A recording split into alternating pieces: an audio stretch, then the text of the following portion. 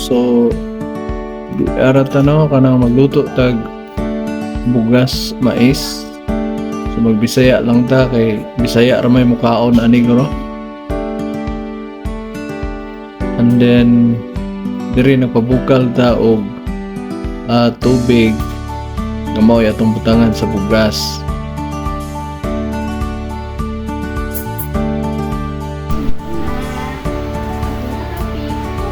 Then pag ni bukal naman to, then atong butangan og bugas, then dili na to palabian pud og butang kay mugahi ang atong kanon.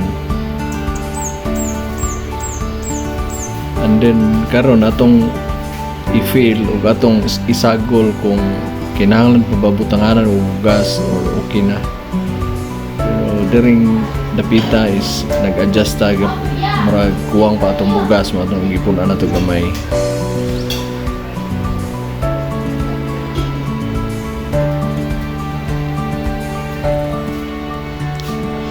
I-feel lang nato nga sakto-sakto na, and then waton na nato nga mo uga siya para dili kayo lata atong bugas.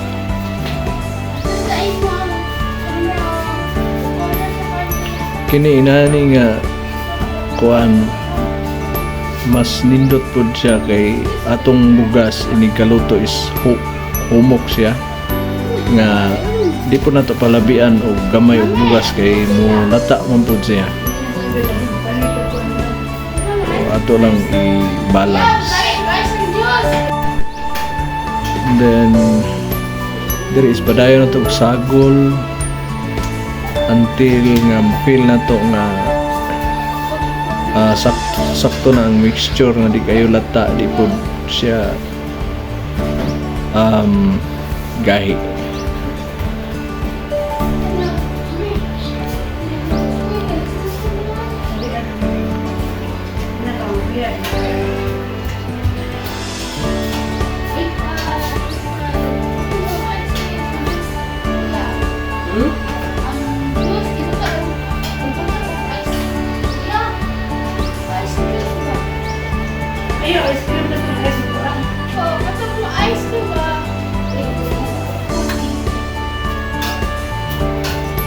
Then dere ato ni siyang na feel na to nga okay na, so atong i-plane para murag mas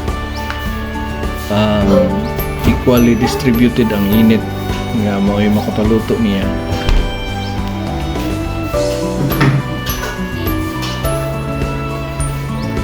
Then ato na siyang takuban, then mag-wait lang tag mga 5 minutes. Then karon try na to luto na ba. Usa sa mga paagi pag tanaw og luto na ba is atong i-sliton ang bugas kung humok na ba, ready na ba sa kaon.